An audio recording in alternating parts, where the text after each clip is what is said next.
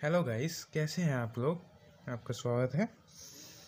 आज हम करेंगे क्लास 12th का chapter number 3 and 4 matrices and determinants. ये दोनों अलग अलग चैप्टर हैं पर इन्हें हम एक ही मानते हैं। एनसीईआरटी में अलग अलग दे दिया हुआ है ये। बहुत सारे बच्चे होंगे कि बोलेंगे कि आपने पहला दूसरा चैप्टर नहीं करवाया। उसका भी एक रीज़न है कि पहला चैप्टर अगर हम बात करें पहले चैप्टर की, तो अगर आप वो पहले करोगे तो आप बोर हो जाओगे। वो थोड़ा सा बोरिंग चैप्टर है, थोड़ा सा कंसेप्ट वाला चैप्टर है।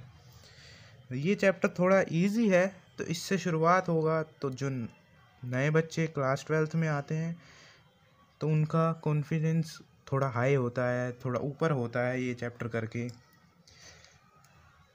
और एक और बात कहना चाहूँगा कि बहुत सारे बच्चे होंगे जिन्होंने क्लास 12th का अभी प्रिपरेशन स्टार्ट नहीं किया होगा। ये कोरोना के चक्कर में, कोविड-19 के चक्कर में, और बोर्ड के एग्ज़ाम्स भी हैं, तो ये कोर्स इनको हेल्प करेगा। तो चलिए शुरू करते हैं।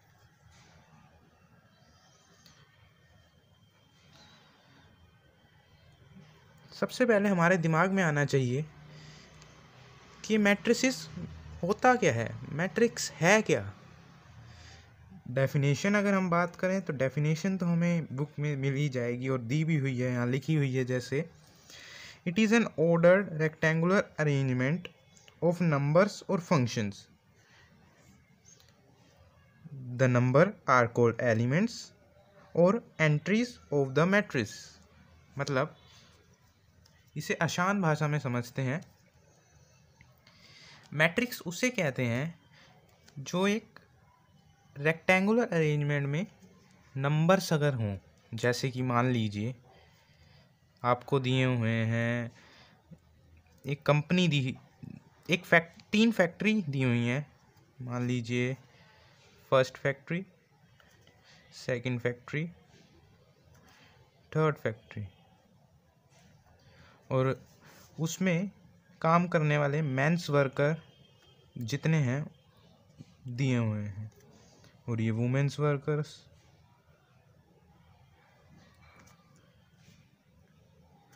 तो इसमें हमें मान लीजिए 30 दिए हैं, इसमें 40 दिए हैं, इसमें 50 दिए हैं, इसमें 28 दिए हैं, इसमें 32 दिए हैं, इसमें 60 दिए हैं। तो मैट्रिक्स होता है इन्हें एक रेक्टेंगुलर बॉक्सेस में अरेंज करना। देखिए हम मैट्रिसेस को ऐसे बॉक्सेस में अरेंज करते हैं।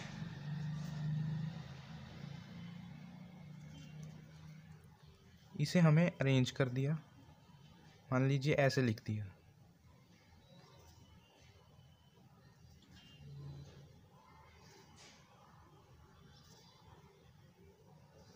ये हमारी मैट्रिक्स बन गई, है हमारी। और ये जो हमारा ये जो होगा ऐसे वाली लाइंस, ये हमारी कहलाती हैं रोज, और वर्टिकल्स लाइंस हमारी कहलाती हैं कॉलम्स। अगर हम इसके और भी एग्जांपल्स देखें तो जैसे कि हमें दे दी, हम मैट्रिक्स को रिप्रेजेंट करते हैं हमेशा कैपिटल कैरेक्टर से। मान लीजिए ए मैट्रिक्स है, हमें दे दिया, हम बॉक्सेस में रिप्रेजेंट करेंगे हमेशा, ऐसे बॉक्सेस में रिप्रेजेंट करेंगे हमेशा मैट्रिक्स को। जैसे हमें मैट्रिक्स दे दी ऐसे 1 3 5 0 2 6, कोई भी मैट्रिक्स दे दी हमें, तो ये हमारी मैट्रिक्स। हम इसके बहुत सारे एग्जाम्पल बना सकते हैं। हम इसके जैसे कि हमें दे दिया, हम एक और मैट्रिक्स बना लेते हैं बी मैट्रिक्स।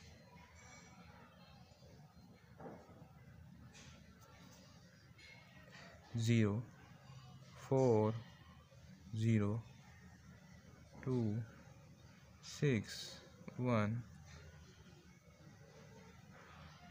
बहुत सारे एग्जाम्पल्स हैं इसके।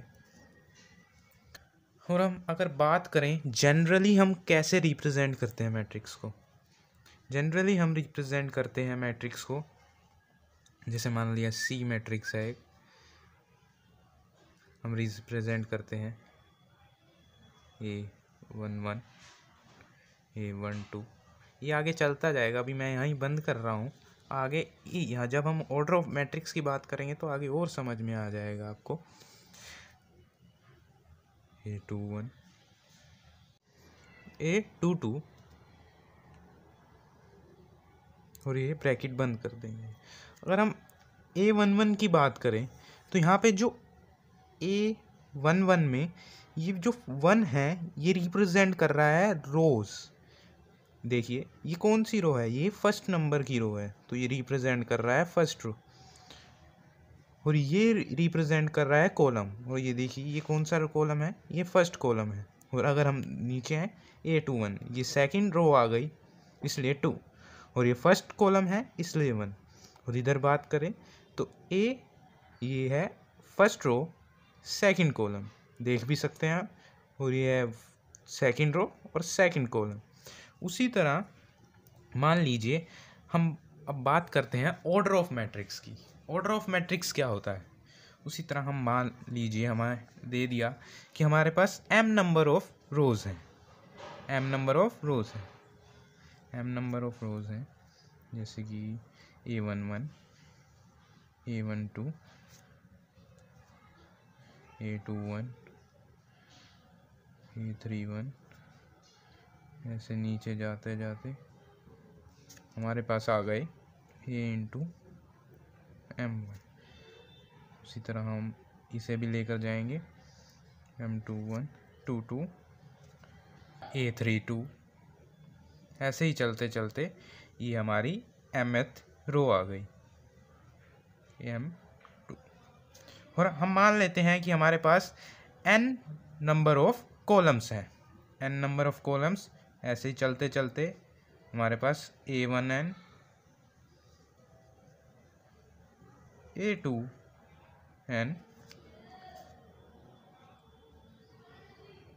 A3n, और अगर हम ऐसे ही चलते जाएंगे तो हमारे पास आ जाएगा AMn। और यहाँ मैट्रिक्स बंद करते थे, हम यहाँ लिख लेते हैं क्या लिखा है हमने माना है let number of rows is equal to m, let number of columns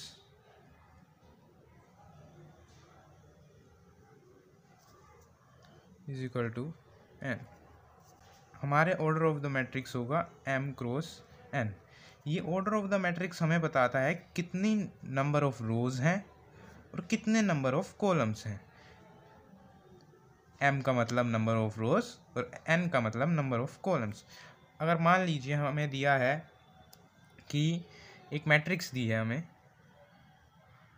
2 1 6 1 3 2, हमें पूछ लिया जाए कि इसका ऑर्डर क्या होगा, तो इसमें हम पहले चेक करेंगे कितने नंबर ऑफ रोज़ हैं। इसमें हमारे पास 1 2 3 नंबर ऑफ रोज़ हैं, और कितने कॉलम हैं 1 2 कॉलम है, तो इसका ऑर्डर होगा 3 × 2। हमें इसे यहाँ पे रिप्रेजेंट करते हैं इसके कोने में नीचे की side, 3 × 2 order of the matrix. अगर हम बात करें कि ये क्रॉस क्यों, ये क्रॉस का मतलब यहाँ पे मल्टीप्लिकेशन नहीं है, ये रिप्रेजेंट करने का एक तरीका है। अगर हम बात करें कि मैट्रिक्स में अगर हमें ऑर्डर दे रखा है तो हम नंबर ऑफ एलिमेंट्स कैसे बताएंगे, देखिए यही एग्जांपल ले लेते हैं। जैसे हमें यहाँ पे एक मैट्रिक्स दी है 2 1 6 1 3 2, तो हमें बताना है इसके नंबर ऑफ एलिमेंट्स कितने होंगे। अगर हम ऑर्डर देख के बता दें तो नंबर ऑफ एलिमेंट्स हम देखें 3 × 2 नंबर ऑफ एलिमेंट्स होंगे हमारे 6, और हम गिने भी तो तब भी 6 ही बन रहे हैं। तो ये अगर हम ऑर्डर को मल्टीप्लाई करते हैं, order number of rose into columns को मल्टीप्लाई करते हैं तो हमारे नंबर ऑफ एलिमेंट्स आते हैं। पर ये हमारा मल्टीप्लिकेशन नहीं है, क्योंकि ये रिप्रेजेंट करने का तरीका है ऑर्डर ऑफ मैट्रिक्स को। तो चलिए अब हम बात करते हैं टाइप्स ऑफ मैट्रिसेस की। सबसे पहले हम बात करते हैं कॉलम मैट्रिक्स। कॉलम मैट्रिक्स क्या होती है? कॉलम मैट्रिक्स हम उसे कहते हैं जिसमें सिर्फ एक ही कॉलम हो। एग्जांपल ले लेते हैं, जैसे हमें दिया है रूट 3, 5, 7। अगर हम इसमें देखें तो इसमें एक ही कॉलम है। तो हम इसकी अगर डेफिनेशन लिखें, a matrix is said to be column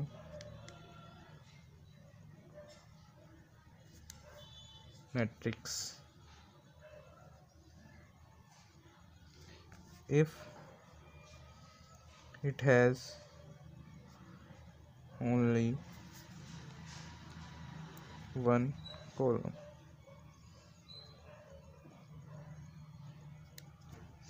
और इसका ऑर्डर क्या होगा? इसमें नंबर ऑफ रोज हैं 3 और कॉलम है 1। उसी तरह हमारे पास एक और मैट्रिक्स आती है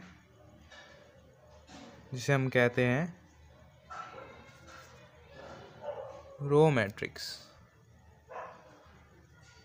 जैसे आप नाम से ही समझ गए होंगे कि इसका क्या मतलब है। एग्जाम्पल से समझते हैं। रो मैट्रिक्स हम उसे कहते हैं जिसमें एक ही रो हो, जैसे 1, 6, 3, 2। इसमें एक ही रो है। अगर इसका हम ऑर्डर लिखें तो 1 × कॉलम कितने हैं? 4, 1 × 4। अगर इसकी डेफिनेशन पे लिखें आए तो ये मैट्रिक्स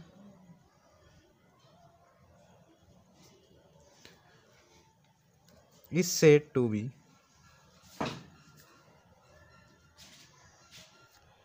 row matrix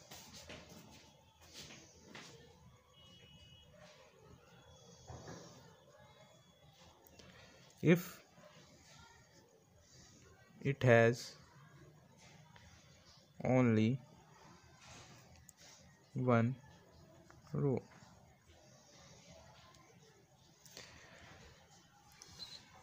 ऐसे ही इसी तरह एक और मैट्रिक्स आती है जिसे हम कहते हैं स्क्वायर मैट्रिक्स।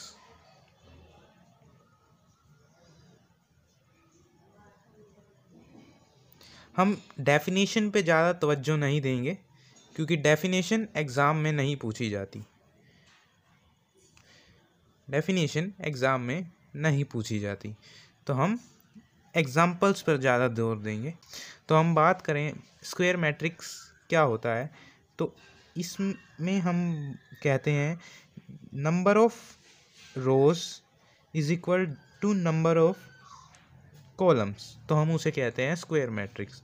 हमारे पास बहुत सारी स्क्वायर मैट्रिक्स बन सकती हैं, पर हमें पढ़नी है यहाँ हमारे 12th में फर्स्ट, सेकंड और थर्ड।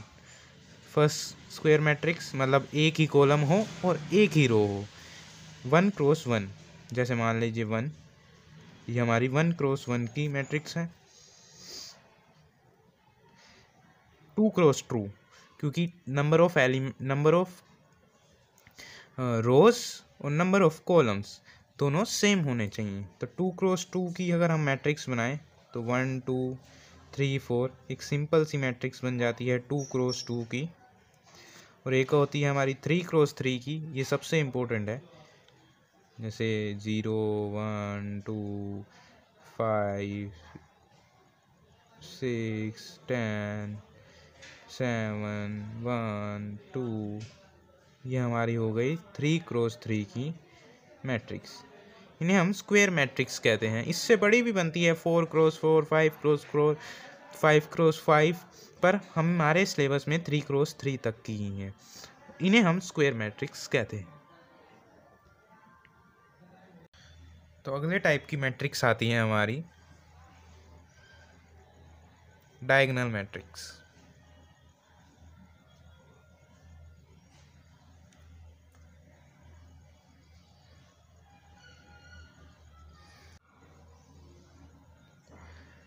डायगोनल मैट्रिक्स एक तरह से स्क्वायर मैट्रिक्स का ही पार्ट है। ये स्क्वायर मैट्रिक्स पे अप्लाई होती है, कोई और ऑर्डर की मैट्रिक्स पे नहीं होती। जैसे 1x1, 2x2, 3x3 ऐसी मैट्रिक्स पे अप्लाई होता है ये डायगोनल मैट्रिक्स। डायगोनल मैट्रिक्स हमारी होती है, जैसे हमें दिया हुआ है 2x2 की मैट्रिक्स, जैसे दे दिया हमें 1 और 2, जिसमें डायगोनल मैट्रिक्स वो होती है जिसमें डायगोनल एलिमेंट्स को छोड़ के बाकी सारे एलिमेंट्स जीरो होते हैं। जैसे ये 2x2 की मैट्रिक्स है। ऐसे ही एक और एग्जांपल लेते हैं 3x3 का।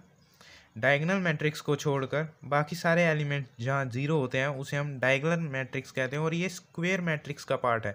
बहुत सारे बच्चे इसमें कंफ्यूज होते हैं, वो दूसरे ऑर्डर की मैट्रिक्स भी इसमें डायगोनल मैट्रिक्स मान लेते हैं जब डायगोनल को छोड़कर दूसरी लेते हैं स्क्वायर मैट्रिक्स।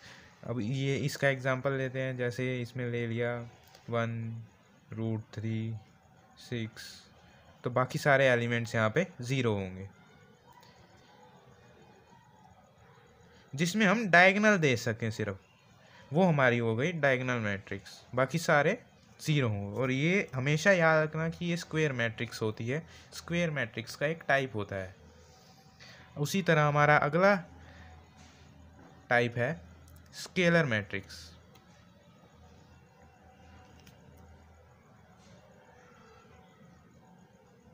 ये भी हमारा स्क्वायर मैट्रिक्स का ही टाइप होता है, और ये स्क्वायर मैट्रिक्स पे ही लगता है।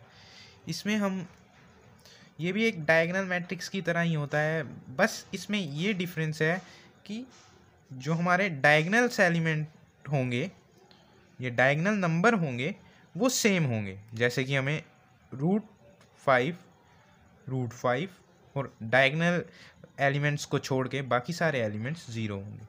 जो डायगोनल एलिमेंट्स होंगे वो सेम होंगे, एक जैसे होंगे।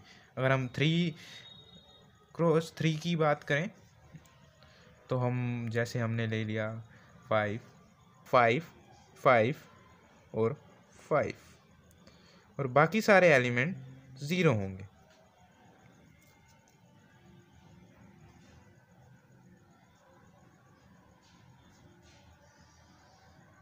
ये हमारी स्केलर मैट्रिक्स होती है। उसी तरह एक और मैट्रिक्स आती है, ये भी हमारी स्क्वायर मैट्रिक्स का ही पार्ट होती है, और स्क्वायर मैट्रिक्स पे ही अप्लाई होती है आइडेंटिटी मैट्रिक्स। ये मैं कहता हूँ सबसे इम्पोर्टेंट मैट्रिक्स है चैप्टर 4 और चैप्टर 3 के लिए। इसे हम आई से भी रिप्रेजेंट करते हैं। ये बहुत जगह इस्तेमाल होती है, ये मैट्रिक्स हर जगह ही मान लीजिए। आगे आप जब क्वेश्चंस करेंगे तो ये हर जगह यूज़ होती है मैट्रिक्स। और ये मैट्रिक्स होती है हमारी, जैसे मान लीजिए 3x3 का एग्जांपल लेते हैं, तो हमारे जो डायगोनल्स एलिमेंट है वो 1 होने चाहिए, सारे 1 होने चाहिए डायगोनल्स एलिमेंट, और बाकी सारे एलिमेंट्स 0 होने चाहिए। ये हमारी आइडेंटिटी मैट्रिक्स होती है। हम इसे बोलते हैं थर्ड ऑर्डर। अगर हम स्क्वायर मैट्रिक्स की बात करें, हम उसे 2x2 ऑर्डर की बजाय हम सेकंड ऑर्डर स्क्वायर मैट्रिक्स बोल देते हैं। 3x3 की बजाय 3 ऑर्डर स्क्वायर मैट्रिक्स बोल देते हैं। तो हम इसे बोलते हैं थर्ड ऑर्डर आइडेंटिटी मैट्रिक्स।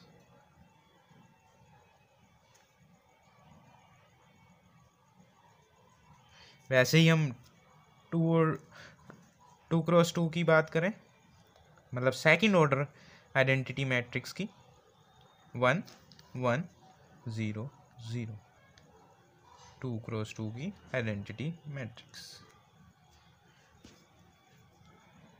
अगली टाइप की मैट्रिक्स की बात करेंगे, जो है ज़ीरो मैट्रिक्स।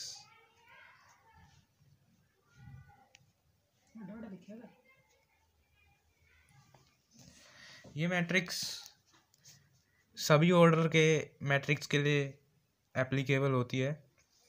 इस मैट्रिक्स का मतलब है कि सभी एलिमेंट्स ज़ीरो हों, चाहे कोई भी ऑर्डर की मैट्रिक्स हो,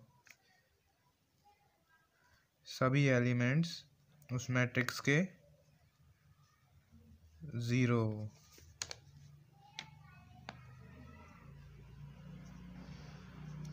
जैसे ये एग्जांपल है,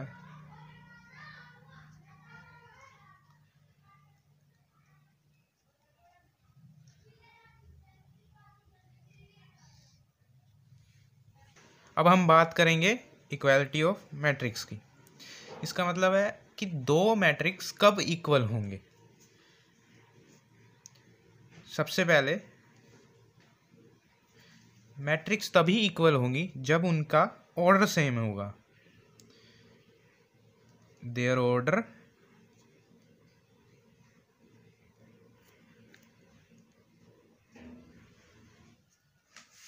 should be same.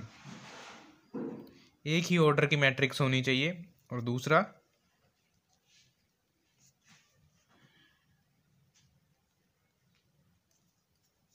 Each element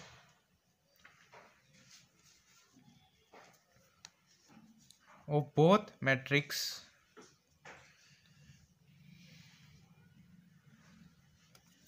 should also be same।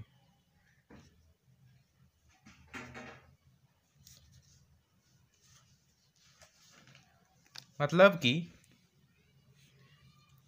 हमारे पास एक मैट्रिक्स है,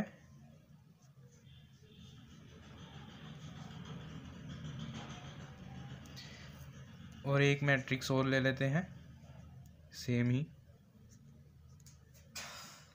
ये मैट्रिक्स तब इक्वल होगी, दोनों का ऑर्डर सेम होना चाहिए। तो हम यहाँ देखते हैं कि ऑर्डर इसका 2x2 है, इसका भी 2x2 है, और एलिमेंट भी सेम है 2 2 5 5 3 0 0 3 3। अगर हम ऐसे लिख दें 5 2 0 3, तो क्या ये और ये मैट्रिक्स इक्वल है? इसे हम ए मैट्रिक्स मान लेते हैं, इसे बी मान लेते हैं, तो इसे सी मान लेते हैं। तो क्या ये वाली और ये वाली मैट्रिक्स इक्वल है? इसका भी ऑर्डर 2x2 का है, पर ये मैट्रिक्स इक्वल नहीं है, क्योंकि इनकी पोजीशन चेंज हो गई नंबर्स की। अगर 2 यहाँ होता या 5 यहाँ, 2 यहाँ होता और 5 यहाँ होता, तो ये दोनों सेम हो जाती। एक और एग्जांपल लेते हैं, जैसे कि हमें दिया हो 5 0 1 4, और हमें एक मैट्रिक्स दे दी है 0 1 4 और 5। क्या ये मैट्रिक्स सेम है? दोनों 2x2 की है। क्या ये मैट्रिक्स सेम है? नहीं, एलिमेंट्स तो एक सेम ही हैं, पर पोजीशन चेंज हो गई, इसलिए ये मैट्रिक्स इक्वल नहीं है। इक्वल हम तभी बोलेंगे ऑर्डर सेम होना चाहिए दोनों का, और सभी एलिमेंट्स एक जैसे होने चाहिए, और पोजीशन उनकी एक जैसी ही होनी चाहिए दोनों में। आज के लिए इतना ही।